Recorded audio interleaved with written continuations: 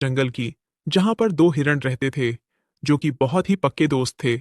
ये इतने अच्छे दोस्त थे कि ना तो किसी के बिना पानी पीते थे और ना ही एक दूसरे के बिना कुछ खाते थे। ये एक दूसरे के साथ सोते, साथ उठते, साथ में ही खेलते और साथ में खाना खाते। पूरे जंगल में इनकी दोस्ती के चर्चे थे।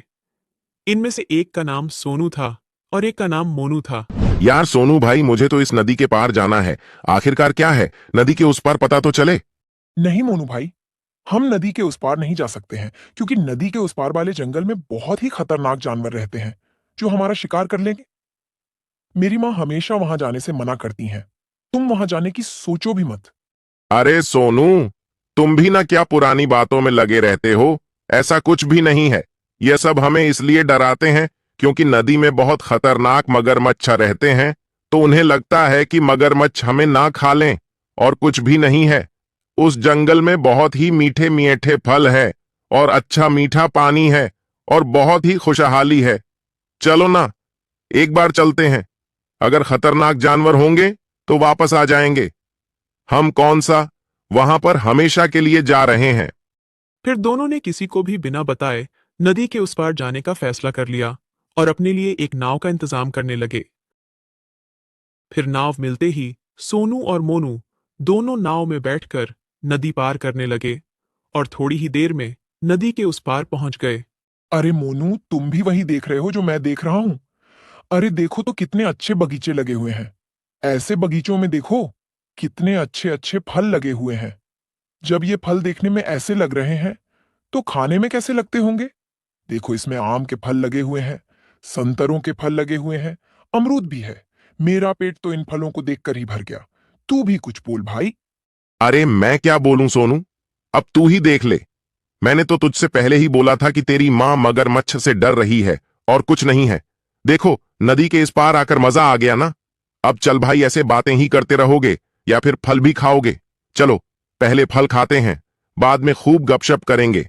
सोनू मोनू फल खाने के लिए बगीचे के पास पहुंचे। ये दोनों फल खाने वाले ही थे।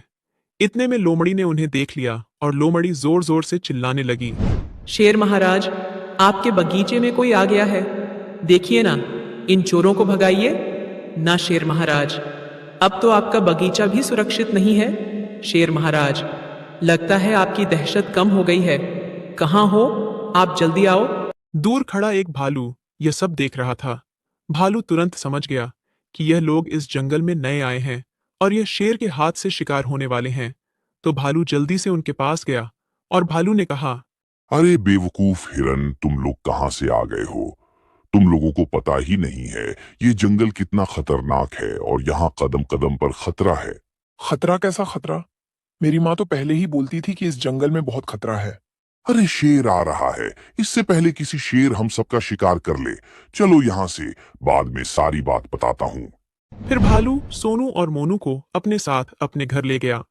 कौन हो तुम और हमें यहाँ क्यों ले आए हो? और हम इतने अच्छे मीठे फल खाने वाले थे तो तुमने मुझे वह भी नहीं खाने दिए। और वैसे भी हमने शेर का क्या बिगाड़ा है? शेर हमें क्यों मारेगा? है ये पेड़ पौधे तो जंगल के हैं, शेर ने थोड़ी लगाए हैं। मोनू शांत हो जा। एक तो इन्होंने हमारी जान बचाई है, ऊपर से तू उन्हें ही भला बुरा बोल रहा है। तुझे ये नहीं लगता है कि यह हमारे रक्षक हैं? हमें इनका सम्मान करना चाहिए, इनका शुक्रिया अदा करना चाहिए। तुझमें तो बिल्कुल भी बुद्धि नहीं है।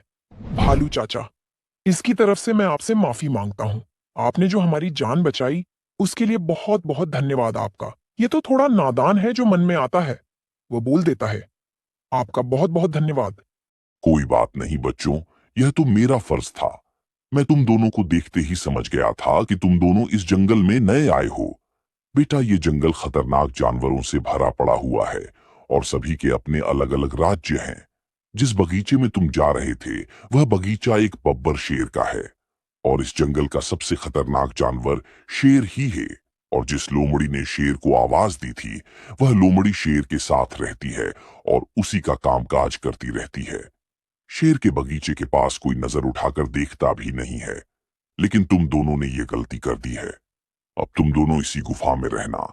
अगर शेर को तुम्हारा पता चल गया तो वह तुम्हारा शिकार तुरंत ही कर लेगा। जब तक माहौल ठंडा नहीं हो जाता तुम दोनों यहीं रहोगे।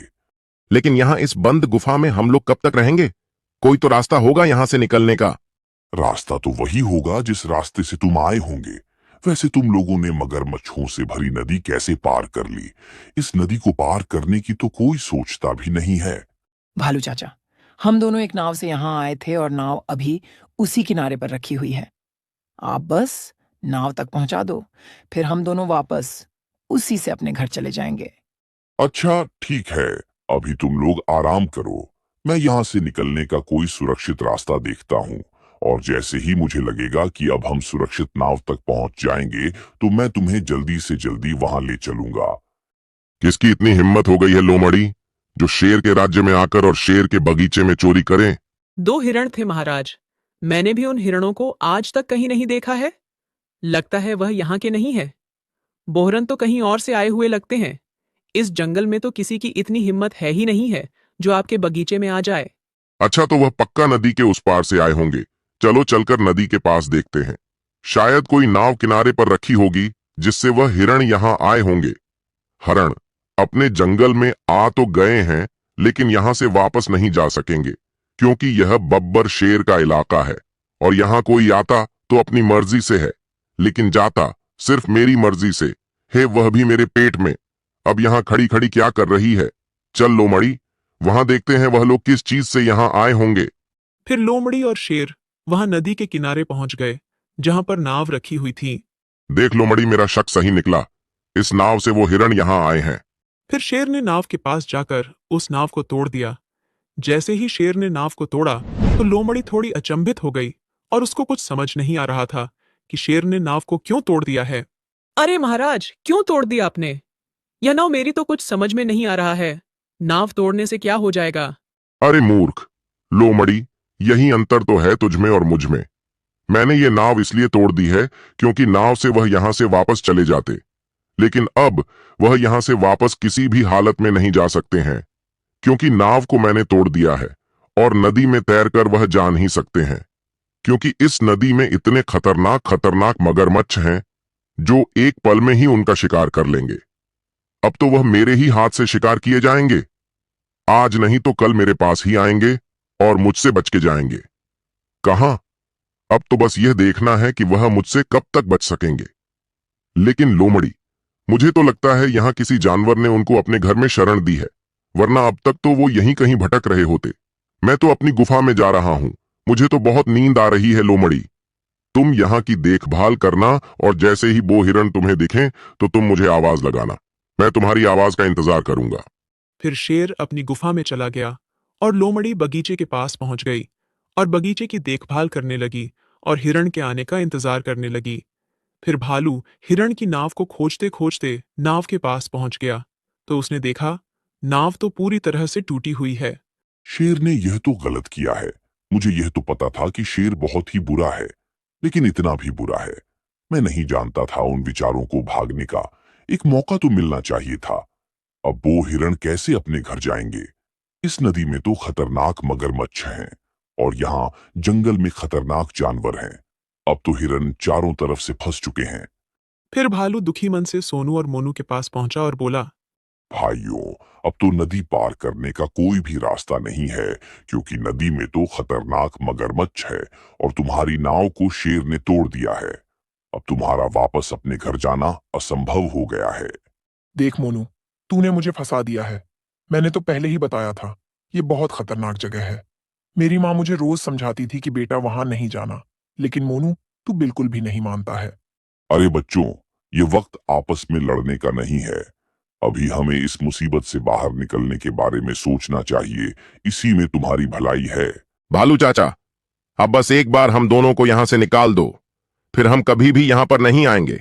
बस एक बार हमारी मदद कर दो, आपका बहुत बड़ा एहसान होगा। बस आप ही हैं जो हमारी मदद कर सकते हैं, वरना हम दोनों शेर के हाथों मारे जाएंगे। दोस्तों, अब इसके पार्ट 2 में पता चलेगा कि सोनू और मोनू शेर के हाथ से शिकार हो जाएंगे या फिर खतरनाक मगरमच्छ वाली नदी को पार करके अपने घर वापस चले जाएंगे। आगे की वीडियो में बहुत ही मजा आने वाला है। पार्ट 2 देखने के लिए वीडियो को लाइक और चैनल को सब्सक्राइब कर लीजिए। ये है इस जंगल का सबसे खतरनाक शेर। इसके आतंक से जंगल के सभी जानवर डरते हैं। इसका सिर्फ एक ही काम है, जंगल के जानवरों का शिकार करना। यह हर रोज किसी न किसी जानवर का शिकार करता है। इस जंगल में इसका मुकाबला करने वाला अभी कोई नहीं है, इसलिए सभी जानवरों ने सोचा अब इस जंगल को छोड़कर चला जाना चाहिए। नहीं नहीं भाइयों, ये क्या कह रहे हो? जिस जंगल में हमने अपना बचपन गुजारा है, जिस जंगल में हमारे माँ बाप की यादें हैं, हमारे बच्चों की यादें हैं, क्या हम उस जंगल को ऐसे ही छोड़ देंगे? नहीं नहीं दोस्तों, यह नहीं हो सकता है। ऐसा कभी नहीं करना चाहिए। हमें अपनी मातृभूमि जन्मभूमि को कभी नहीं छोड़ना चाहिए। इससे ना जाने कितनी यादें जुड़ी हुई हैं, इन पेड़ पौधों से, इन पक्षियों से, उन नदियों तालाबों से कितना अपनापन सा महसूस होता है। अपनापन? कैसा अपनापन? भालू, मुझे कोई अपनापन नहीं चाहिए। मुझे किसी का साथ नहीं चाहिए। मुझे अपने बेटों की जिंदगी चाहिए और कुछ नहीं। हम 2 वक्त का भोजन कहीं भी कर लेंगे, लेकिन अब इस जगह पर नहीं रह सकते हैं। मैंने अपने एक बेटे को तो खो दिया है, अब मैं इन दोनों को खोना नहीं चाहती हूँ। इसलिए आप लोगों को जो कुछ भी करना हो तो करो। मैंने तो फैसला कर लिया कि मैं आज शाम होते ही इस जंगल को छोड़कर चली जाऊंगी। मुझे अपने बच्चों से ज्यादा जरूरी इस जंगल में न पेड़ पौधे हैं, न तालाब है, न तुम सभी हो। मैं उस खतरनाक तेंदुए से अपने बच्चों को कब तक बचाऊंगी? अरे भालू भैया, तुमने किसी अपने को नहीं खोया है। अगर तुमने किसी अपने को खोया होता तो ऐसे अपनेपन की बातें नहीं करते। अपनापन अपनों से ही होता है, पेड़ पौधों से, तालाबों से, किसी जगह से नहीं होता है। जिसको जाना हो तो मेरे साथ चलना। मैं तो शाम को जाऊंगी ही। ऐसे बहुत देखे हैं, ऐसे अपनेपन का भाषण देने वाले। इनको क्या पता अपनों को खोने का दर्द क्या होता है। देखो हिरनी, मैं तुम्हारी बात को समझ सकता हूं। तुम अभी कितनी तकलीफ में हो। मैं तुम्हारे दुख को समझ सकता हूं हिरनी, लेकिन किसी भी मुसीबत का सामना करना चाहिए, उस मुसीबत से भागना नहीं चाहिए। आज तुम एक तेंदुए की वजह से अपना सारा जीवन जिस जगह जी हो, उस जगह को छोड़कर नए तरीके से जीवन जीने के लिए दूसरे जंगल में जाना चाहती हो। वहां हम सभी बिछड़ जाएंगे। ना तुम हमें मिलोगे, ना हम तुम्हें मिलेंगे। सभी जंगलवासी एक दूसरे से दूर हो जाएंगे, नए दोस्त होंगे, नया घर होगा। लेकिन क्या पता वहां भी कोई खतरनाक तेंदुआ या शेर हुआ जो वहां के जंगल में रहने वाले जानवरों को परेशान करता होगा, उनका शिकार करता होगा। तो फिर वहां से कहां जाओगे? ऐसे तो हम भागते ही रहेंगे। भालू अंकल सही बोल रहे हैं माँ। हमें यहीं रहकर कुछ न कुछ इस समस्या का हल निकालना चाहिए। ऐसे हम कहाँ तक भागते रहेंगे? अरे यार बेटा, तुम भी इन लोगों की बातों में आ गए हो। ये बिल्कुल सही नहीं बोल रहे हैं। हम कहीं और जाकर खुश रहेंगे। तुम टेंशन नहीं लो, वहाँ कोई खतरा नहीं होगा। अरे यार हिरनी, इतनी भी जिद नहीं किया करो। अब इतने दिन से जंगल में रही हो तो कुछ दिन और रह लो। एक बार भालू की बात मानकर तो देखो। हम सभी बब्बर शेर के पास चलते हैं। बब्बर शेर भले ही बूढ़े हो गए हैं, लेकिन हैं तो वह जंगल के राजा ही। कुछ उनसे सलाह लेते हैं, वह क्या कह रहे हैं। एक बार हमें उनसे बातचीत तो करना ही चाहिए और एक बार कोशिश करके देखना ही चाहिए। फिर उसके बाद जैसा जिसको अच्छा लगे वह जानवर वैसा करें। कोई किसी से रोक टोक नहीं करेगा। लेकिन हिरनी, एक बार हमें कोशिश तो जरूर करना चाहिए। क्या पता हमें बाद में पछतावा हो कि एक बार कोशिश करके देख लेनी चाहिए थी। अच्छा ठीक है हाथी दादा, अगर आप बोल रहे हो तो मैं आपकी बात मान लेती हूँ। लेकिन देखो, मेरे बच्चों को कुछ नहीं होना चाहिए। अगर मेरे बच्चों को कुछ हुआ तो इसके जिम्मेदार आप सभी होंगे। तो आप सभी ऐसा कुछ करना कि मेरे बच्चे हमेशा सुरक्षित रहें। अच्छा ठीक है हिरनी, हम तुम्हारे बच्चों को शेर की गुफा में रखेंगे, क्योंकि वह वही सबसे ज्यादा सुरक्षित रहेंगे। क्योंकि तेंदुआ कितना भी दमदार हो, लेकिन शेर से मुकाबला करने के लिए 10 बार सोचेगा। वह ऐसे ही बब्बर शेर की गुफा में नहीं जा सकता है। तुम्हारे दोनों बच्चे वहीं शेर की गुफा में सुरक्षित रहेंगे। लोमड़ी, तुम जाओ, इन दोनों बच्चों को लेकर शेर के पास जाओ और शेर को सारी घटना की जानकारी दो और उनसे बोलो कि हम लोग कब आ जाएं आपसे बात करने के लिए। फिर लोमड़ी दोनों हिरनी के बच्चों को साथ में लेकर शेर की गुफा की तरफ निकल गई। लेकिन लोमड़ी को रास्ते में बहुत डर लग रहा था। उसको लग रहा था कि कहीं तेंदुआ यहां ना आ जाए। फिर ऐसे ही डरते डरते लोमड़ी और हिरनी के दोनों बच्चे शेर की गुफा तक पहुंच ही गईं। नमस्कार शेर महाराज, बहुत जरूरी काम था इसलिए अचानक से आना पड़ा। आप डिस्टर्ब तो नहीं हो गए हो? अगर हमारे आने से आपके आराम में कोई तकलीफ हुई हो तो हमें क्षमा करें। अरे नहीं नहीं, लोमड़ी कैसी बातें कर रही हो? क्या प्रजा के आने पर राजा को तकलीफ होती है? अगर किसी राजा को प्रजा के आने पर कष्ट हो तो वह राजा नहीं, प्रजा का दुश्मन है। तुम तो मेरी प्रजा हो, मुझे तो तुम लोगों के आने पर बहुत ही खुशी होती है। लोमड़ी कहो, क्या काम आज पड़ा? महाराज, हमारे जंगल में एक खतरनाक तेंदुआ आ गया है और वह हमारे जंगल में बहुत ही आतंक फैला रहा है। उसका सिर्फ एक ही काम है, जंगल के जानवरों का शिकार करना।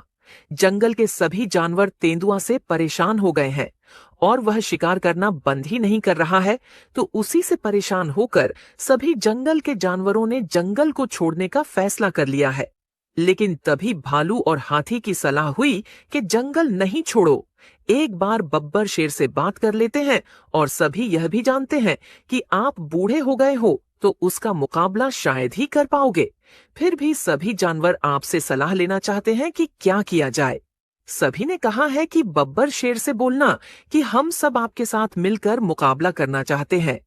अगर आप लड़ना पसंद करो तो हम भी आपके साथ लड़ेंगे। इसी बारे में बातचीत करने के लिए सभी जानवरों ने आपसे समय भी मांगा है। हाँ, लोमड़ी में लड़ना पसंद करूंगा। मैं इस जंगल का राजा हूं और राजा का एक ही धर्म होता है कि किसी भी परिस्थिति में अपनी प्रजा की रक्षा करना। और मैं अपनी प्रजा की रक्षा करने से एक कदम भी पीछे नहीं हटूंगा। चाहे मैं बूढ़ा हो गया हूं, लेकिन मैं लड़ूंगा जरूर। पूरे जंगल में ऐलान कर दो कि हम मिलकर उस तेंदुए का मुकाबला करेंगे और उस तेंदुए को जंगल से हमेशा हमेशा के लिए भगा देंगे। और फिर से जंगल के सभी जानवर खुशहाल जिंदगी जिएंगे और उस तेंदुआ को इतनी बड़ी सजा देंगे कि फिर कभी किसी दूसरे तेंदुआ या शेर की हिम्मत नहीं होगी इस जंगल की तरफ देखने की। लेकिन लोमड़ी में सभी जानवरों से मिलना नहीं चाहता हूं। तुम सिर्फ हाथी को मेरे पास कल सवेरे भेज देना, क्योंकि सभी जानवरों में यदि कोई तेंदुए का जासूस निकला तो पूरा प्लान फेल हो जाएगा। इसलिए हम सब पर भरोसा नहीं कर सकते हैं। लोमड़ी, तुम सिर्फ हाथी को मेरे पास भेजना, हम सब बात कर लेंगे। ठीक है, अब तुम जाओ, जल्दी से जल्दी बता दो सभी को बोल दो कि जंगल छोड़ने की कोई जरूरत नहीं है। ठीक है महाराज, मैं अभी जाकर सभी को बता देती हूँ। लेकिन महाराज, हिरनी के बच्चों को आपको गुफा में ही रखना होगा, क्योंकि हिरनी जंगल में रहना नहीं चाहती थी। हिरनी बहुत जिद कर रही थी जंगल छोड़ने के लिए। तो फिर सभी ने हिरनी को रोका तो हिरनी ने कहा कि मेरे बच्चों को कुछ नहीं होना चाहिए। फिर हाथी ने इन बच्चों को मेरे साथ भेज दिया और हाथी का रहा था कि इन बच्चों को शेर महाराज की गुफा में ही छोड़ आना, क्योंकि इस जंगल में सबसे सुरक्षित जगह अगर कोई है तो वह शेर महाराज की गुफा है, क्योंकि शेर महाराज बूढ़े भली हो गए हैं। लेकिन किसी भी तेंदुए में इतनी हिम्मत नहीं है कि शेर महाराज की गुफा में जा सके। हाँ लोमड़ी, इन दोनों बच्चों को यही छोड़ दो और जाओ। मैं इनका अच्छे से ख्याल रखूंगा और हिरनी से बोल देना कि फिक्र ना करे। फिर लोमड़ी हिरनी के दोनों बच्चों को बब्बर शेर की गुफा में छोड़ आई और जल्दी जल्दी जंगल के जानवरों की तरफ निकल रही थी और जल्दी से हाथी के पास पहुंच गई और हाथी को बब्बर शेर की सारी बातें बताई। फिर अगले दिन सुबह होते ही हाथी बब्बर शेर के पास पहुंच गया। महाराज, यह लड़ाई तो हमें साथ में ही लड़नी है, फिर आपने मुझे अकेले क्यों बुलाया है? मेरी तो कुछ भी समझ में नहीं आ रहा है। महाराज, आपने ऐसा क्यों किया है?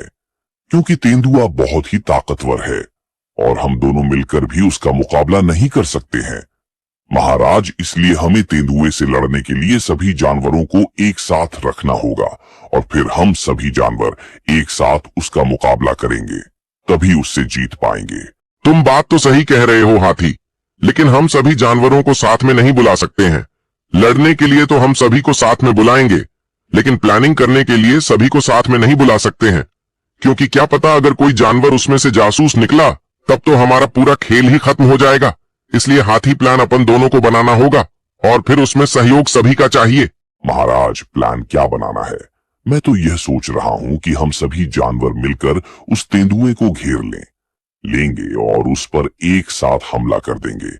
बस जैसे ही हम उस पर एक साथ हमला करेंगे, तेंदुए का खेल खत्म हो जाएगा और हम जीत जाएंगे।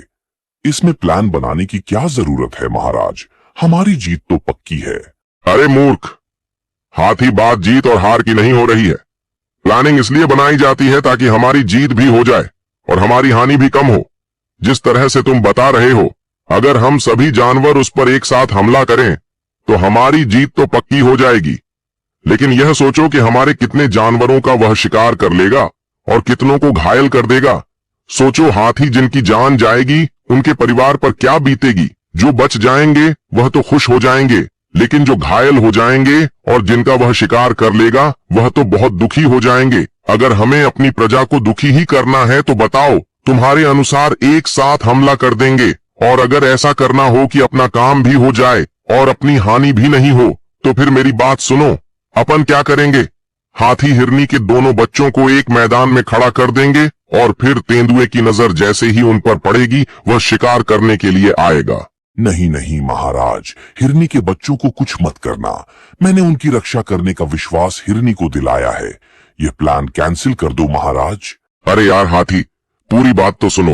हिरनी के बच्चों को कुछ नहीं होगा।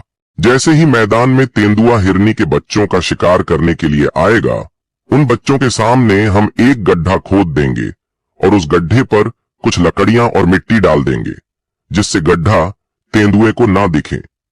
फिर जैसे ही उस गड्ढे के ऊपर तेंदुआ आएगा, वह अपने आप गड्ढे में गिर जाएगा। फिर हम उसके ऊपर से और मिट्टी डाल देंगे और तेंदुए का खेल हमेशा हमेशा के लिए खत्म हो जाएगा। अच्छा, तो बब्बर शेर और जंगल के सभी जानवर मेरा शिकार करने के लिए प्लान बना रहे हैं। अरे मैं तेंदुआ हूं, ऐसी योजनाओं से मेरा कुछ नहीं होगा। लेकिन एक बात समझ में नहीं आई, तेरी पत्नी ने तुझे यह सब क्यों बताया है? और तेरी पत्नी ने तुझे यह नहीं बताया कि क्या प्लान बनाया है? दोस्तों, लोमड़ी तो इतनी ईमानदार है, फिर उसने अपने पति को यह बात क्यों बताई? और लोमड़ी का पति तेंदुए का साथ क्यों दे रहा है? और अब तेंदुए को प्लान के बारे में पता चल गया, तो फिर वह हिरनी के बच्चों का शिकार कर लेगा या फिर जंगल के सभी जानवर उसका शिकार कर लेंगे। आगे की कहानी देखने के लिए कमेंट में पार्ट 2 जरूर लिखें। वीडियो को लाइक और चैनल को सब्सक्राइब जरूर करें।